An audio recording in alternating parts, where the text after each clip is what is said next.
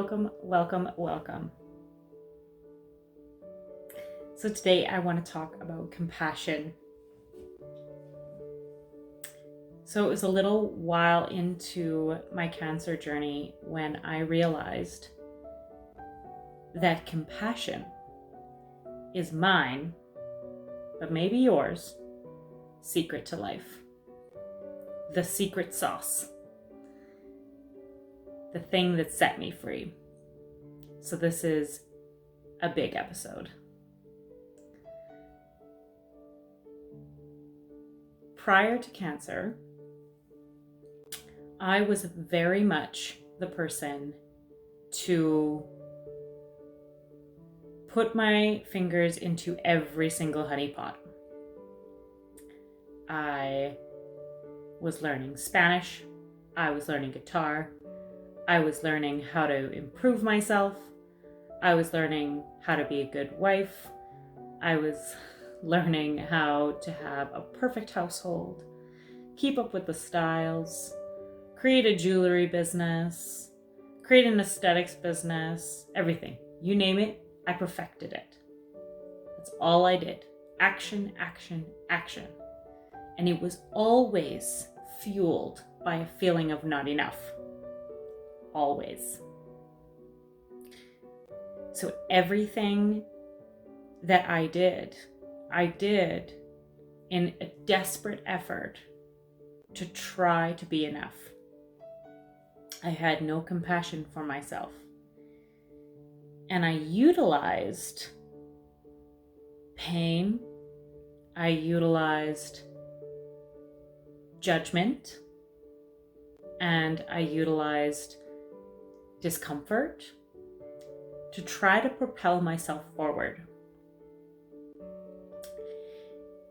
At the time, I didn't know I did it, but I would spend a weekend with my family, eating, not super raw, super organic, maybe having a few drinks, maybe staying up a little later than I should.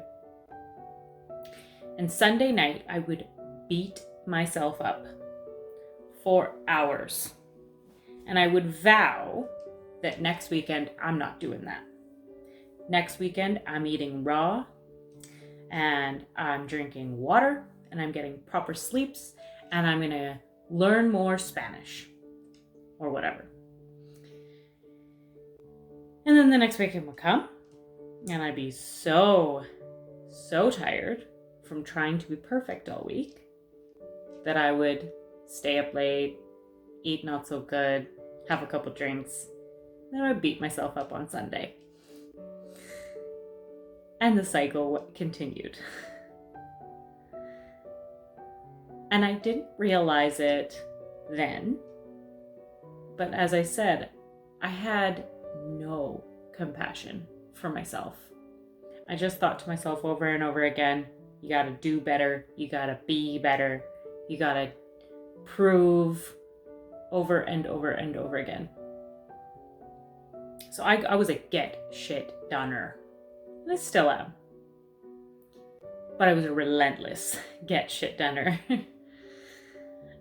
And then cancer hit. And the first thing that happened was that I was unable, uninterested, too stressed, too tired, too sore, too nauseous. All of those things to do anything. And you know what my mind did with that? It had a heyday telling me that, see, you're just not enough. You're not enough. So I tried to push, and I just burnt myself out. I tried to eat super crazy, healthy, organic, no sugar, the whole thing. Just like they did in the books. I dove in to remission books on how to cure your life of cancer. I used it all.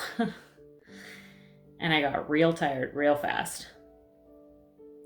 And I wanted so badly to become this grand person, this person who proved to the whole world that she could cure her own cancer through healthy eating and exercise. And I failed. And that sucked, and it hurt, and it was uncomfortable, especially for me. And it was at the bottom of a pool, metaphorically speaking, right at the bottom, sitting in the bottom of the pool, that I realized that the only way that I was going to be able to get through all of this cancer stuff was with compassion. And the subject was so foreign to me. So foreign. The idea of sitting and it being okay. You know, when I was in college, I used to go out drinking with my friends. And the next day, when you'd be hungover, I remember loving those days, even though I felt terrible, because it gave me permission to just sit. I used to love getting sick, even though it was terrible, because it gave me permission to just sit. So here I am in the middle of chemotherapy with permission to just sit. And it was great for like 2 days. And then when I decided that it was time for me to no longer just sit and get up and get going and get busy like I normally do, couldn't. And that was hard.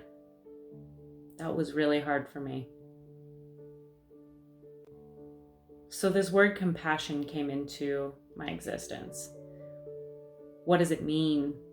What does it look like?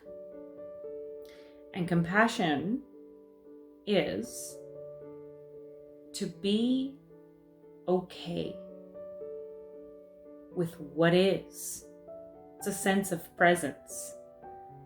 Compassion is putting no judgment, right or wrong, good or bad.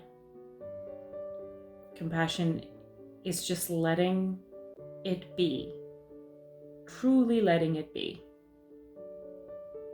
And of course, there are things that do and do not serve us. That's the truth.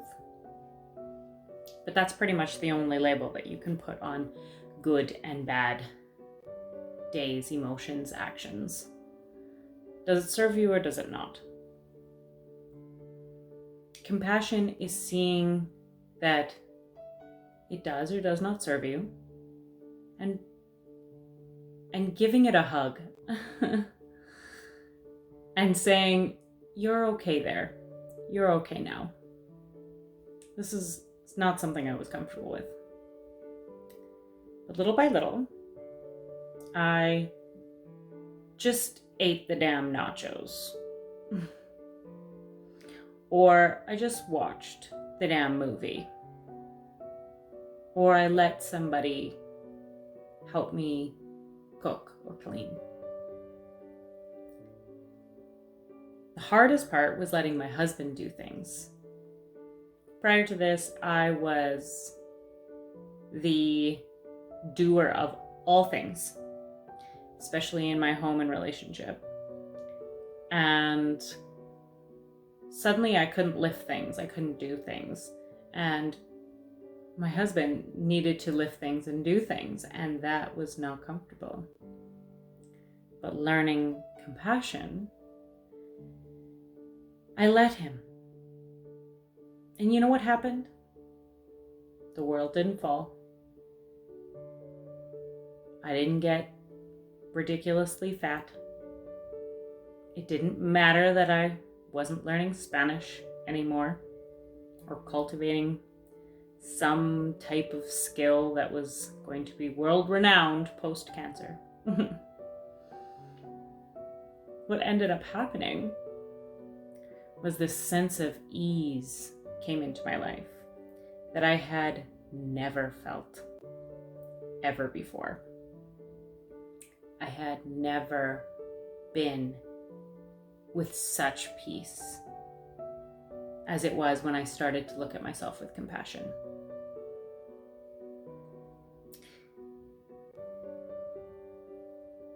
And it was a lady who kind of sparked that for me, who I called. She was a breast cancer survivor as well. And I said, I should be eating no sugar, and I should be, eating broccoli and cruciferous vegetables and all these things because the books say that I should. And she said, Christine, you're going through chemotherapy for late stage cancer. She said, eat the damn curly fries. And that was huge for me because, I'm not saying this to breed laziness. I'm saying it to instead help you to have a sense of ease. Because what happened when I had this sense of ease is I started wanting vegetables as opposed to needing to do this, to have to do it. Oh, I have to. I started wanting to have vegetables, and then I would want nachos, and then vegetables, and then dinosaurs. And all of it was appropriate. And as my mind healed, my body healed. And I had this grand plan at the end of chemotherapy to be completely radically remissed because of all of my hard efforts. And you know what happened? At the end of chemotherapy, there was still some cancer present that we had to remove. And at first I felt like a failure, like I didn't do it. And then enter compassion, yet again. Compassion for my body, compassion for the healing. I had a lemon-sized tumor go down to the size of a pea. I think that there's a success in that. But it was not normal for me to be grateful. So what does that look like for you? What would it be like if you didn't, at every moment of every day, try to coax yourself into being better by putting yourself down? What kind of motivation is that, really? Look at the basic principles of training an animal. Reward-based works way better than fear-based. So what makes us as humans think that we can convince ourselves to be better by putting ourselves down? What would you say if a friend came in and said, I've done this bad thing and I'm so sorry. I've done really bad. What would you say? You would comfort them. You would hold them. But yet we think that it's okay and appropriate for ourselves to say, hey, I've done this bad thing. And then we say, yeah, you have. You need to do better. You need to take the situation, remember it, revamp it, rework it in your mind every single day so that you'll be better. How's that working for you? Because it didn't work for me. It wasn't until I learned to hold Christine, to hold Christine with cancer, and to hold the cancer with love and attention, that I started to heal. So this is the work. What would it look like in your day for you to have compassion for yourself? You're late for work that morning. Beat yourself up all day? Or say to yourself, well, I was doing important things and I made a mistake. And that's okay. I'll do better tomorrow. Or the opposite, which is, you could flip it and you could say, you know what? I'm late because I had shit to do. Done deal. You pick what's right for you. But beating yourself up all day because you were 10 minutes late for work is just going to make it so you do it again tomorrow. So I'm hoping for you that this idea of compassion is starting to sink in a little bit, because it was revolutionary for me. And in every area of life, I'm finding that this theme of compassion pops up. So in regards to my husband, in my relationships, there was a time where I was hard on him. And I'm still hard on him sometimes, but it's very rare now. But I used to be so hard on him. I would rework it, and I would plant seeds, and I would try to show him just how bad his habits are. Over and over and over again. And his habits kept perpetuating. Because his defenses were up. Just like yours are when you're not being compassionate to yourself. And it wasn't until I started loving him wholeheartedly and openly and completely, unconditionally, with compassion, that all of that started to fall away. His habits now are completely different. Our relationship is completely different. I thought that the best way to motivate myself, my husband, my relationship, my family, others, was by consistent reminders that they're not enough. Now, I didn't think that intellectually. I subconsciously thought it. Because many of us are conditioned to do so. To rework it. We're the only species that beats ourselves up about whether or not we were late for work for 10 minutes 3 weeks later. All the rest of the animals just go, oh, okay. Lesson, moving on. And then they grow. So our relationship changed hugely. And we are now so close. We are so much better than we've ever been. And all it took was looking at him with compassion. You can transmute this to anything. You can move it over to anything. It's unbelievable how well compassion works. And to summarize, it is also very important that compassion isn't an excuse for laziness.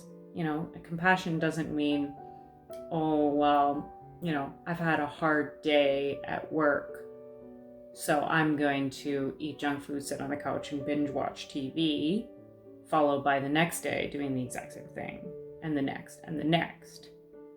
It's about taking one day. It's about taking 1 hour, 1 week if you have to, and really resting, intentionally resting, having compassion enough for yourself to rest, and then knowing when compassion has switched over to pleasure seeking. And when it has, gently say to yourself, it's okay. I see where I am now. Learn your lesson and move on. Meditation is the same thing. They teach you to try not to think. Don't think your thoughts, just instead be present. But we all get so uncomfortable with meditation because we think a thought may go, damn it, Christine. then we think a thought, God, shit, Christine, over and over and over again. And then meditation becomes this bullying, this subconscious bullying. And then it's no longer comfortable, so you stop. Are you starting to see that this is the theme in everything? That if you quit, it's probably because you were being hard on yourself. It's probably because you had no compassion. So this is the work. Compassion is huge. I've considered getting it tattooed on my body, to be honest, as a reminder to always be compassionate.